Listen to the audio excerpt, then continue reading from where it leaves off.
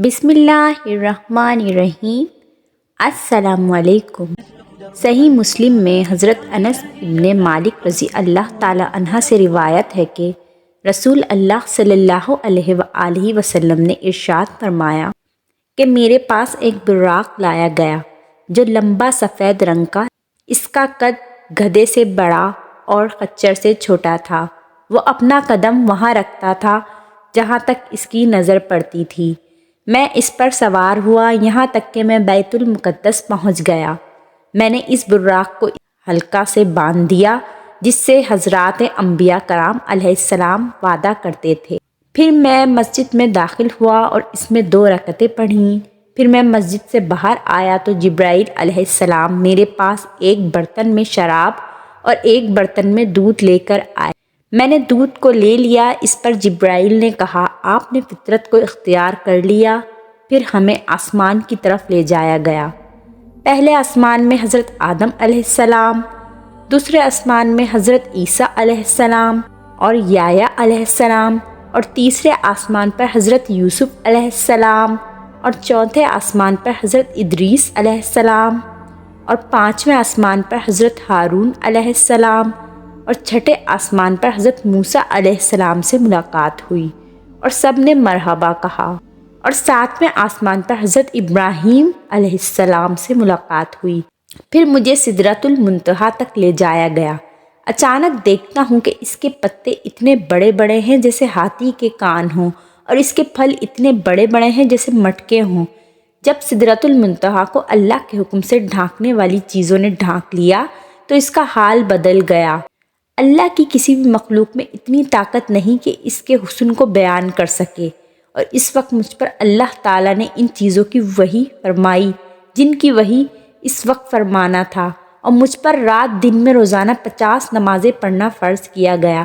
میں واپس اترا، موسیٰ علیہ السلام کے پاس سے گزرا تو انہوں نے دریافت کیا، آپ کے رب نے آپ کی امت پر کیا فرض کیا؟ میں نے کہا 50 نمازیں فرض فرمائی ہیں۔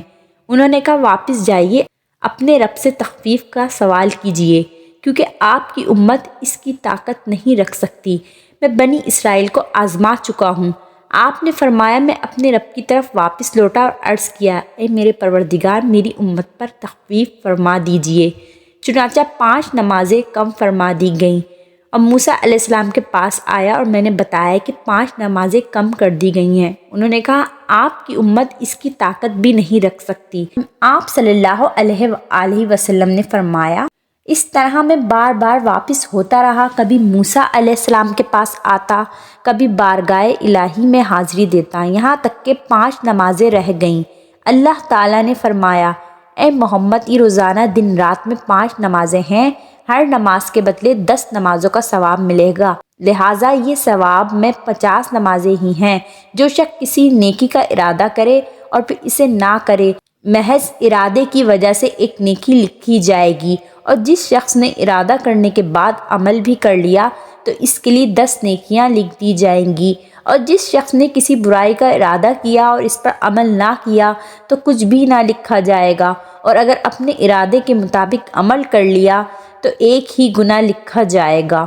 صحیح مسلم میں حضرت ابو ہریرہ رضی اللہ تعالی عنہ سے روایت ہے، حضور نبی کریم صلی اللہ علیہ وآلہ وسلم نے فرمایا، میں نے اپنے آپ کو حضرات انبیاء علیہ السلام کی جماعت میں دیکھا۔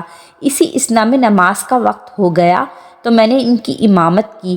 تو دوستو، ویڈیو آگے بڑھانے سے پہلے اگر آپ نے میرے چینل کو سبسکرائب نہیں کیا ہے تو اسلامک وائس کو سبسکرائب کر لیجئے اور بیل نوٹیفیکیشن کو بھی پریس کر دیجئے تاکہ آپ کو میری ویڈیو ٹائم پر مل جائیں۔ تاریخ عالم میں واقعہ معراج النبی انتہائی خصوصیت کا حامل ہے۔ یہ ایک ایسا عظیم واقعہ ہے جس پر ایمان اور عشق رسول اللہ صلی اللہ علیہ وآلہ وسلم سے سرشار مسلمان تو بجا طور پر فخر کرتے ہی ہیں۔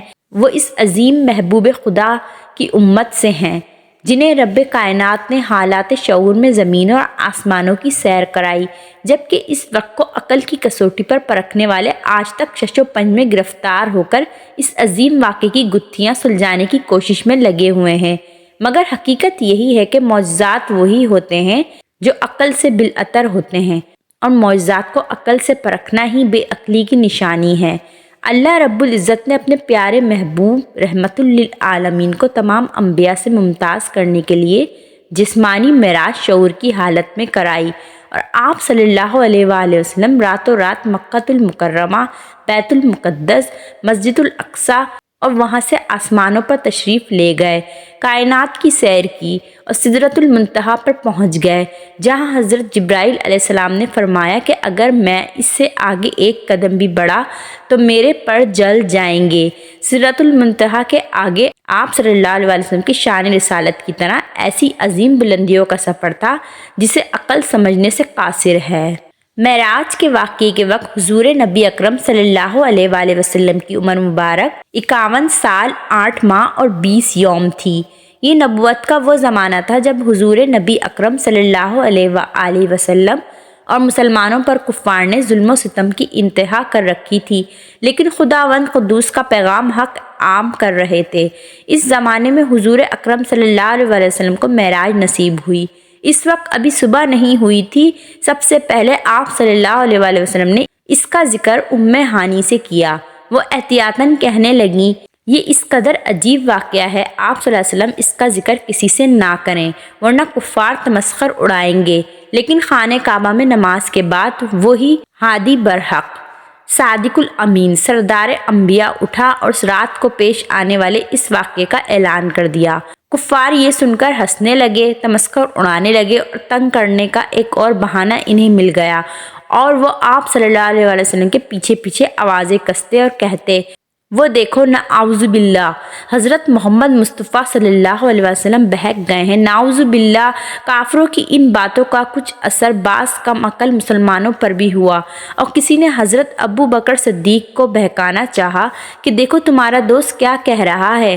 کیا کوئی بھی عقل سلیم رکھنے والا یہ مان سکتا ہے کہ وہ ایک رات میں اتنے لمبے سفر پر گئے اور واپس بھی آ گئے؟ اس موقع پر حضرت ابو بکر صدیق رضی اللہ تعالی عنہ نے جو جواب دیا وہ قیامت تک آنے والے مسلمانوں کے لیے مشعل راہ ہے۔ آپ رضی اللہ تعالیٰ نے فرمایا کہ اس میں تو کوئی عجیب بات نہیں، میں تو اس سے بھی عجیب بات مانتا ہوں، کیونکہ حضور اکرم صلی اللہ علیہ وآلہ وسلم ہمیشہ سچ بولتے ہیں، اور اس کے ساتھ ساتھ آپ صلی اللہ علیہ وسلم کے پاس آسمانوں سے ہر روز ایک فرشتہ آتا ہے جو خدا تعالیٰ کا پیغام اور وحی بھی لاتا ہے۔ معراج پاک کی تصدیق کرنے پر حضور نبی کریم صلی اللہ علیہ وآلہ وسلم نے آپ رضی اللہ تعالیٰ عنہ کو صدیق کا لقب عطا فرمایا۔ یہ واقعہ معراج النبی کا ایک اجمالی سا تعارف تھا، لیکن یہ بحث صدیوں سے اب تک چل رہی ہے کہ معراج جسمانی تھی یا کہ ایک خواب تھا۔ یہ حضور اکرم صلی اللہ علیہ وآلہ وسلم کا روحانی سفر تھا۔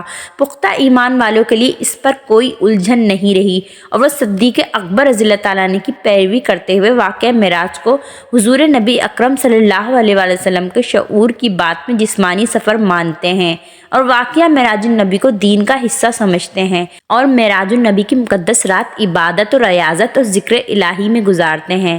اس طرح واقعہ معراج تذکیر کائنات کے لیے بنی نوع انسان کے لیے خوشخبری بھی ہے۔ معراج النبی کی رات تمام نوع انسانی کے لیے بلا لحاظ رنگ و نسل، مذہب، ملک و وطن، تکمیل انسانیت کی جانب رجوع کی رات ہے، اور مسلمانوں کے لیے ایک لمحہ فکر یہ بھی ہے کہ اتنی عظیم امت جن کا رہبر سردار الانبیاء ہے، جسے خداوند کریم نے تمام کائنات کی سیر کرائی اور اپنے قدرت کے مناظر دکھائے، جنت، دوزخ اور سدرۃ المنتہا، آسمانوں اور زمینوں پر حیات بعد الموت کے مناظر دکھائے۔ افسوس، صد افسوس کہ قبلہ اول بیت المقدس آج یہودیوں کے زیر تسلط ہے، اور مسلمان حکمران باہمی تنازعات اور جھگڑوں میں الجھے ہوئے ہیں۔ دنیا میں 1 ارب کی تعداد میں ہونے کے باوجود مسلمان کمزور، پسماندہ اور یہود و نصارہ کے نرغے میں ہیں، اپنی مرکزیت کھو چکے ہیں، اور روز بروز کمزور سے کمزور تر ہوتے چلے جا رہے ہیں۔ امید ہے آپ کو میری یہ ویڈیو پسند آئی ہوگی۔ مزید اس طرح کی ویڈیوز دیکھنے کے لیے دیکھتے رہیے اسلامک وائس۔ ملتے ہیں نیکسٹ ویڈیو میں انشاءاللہ تعالی۔ اللہ حافظ۔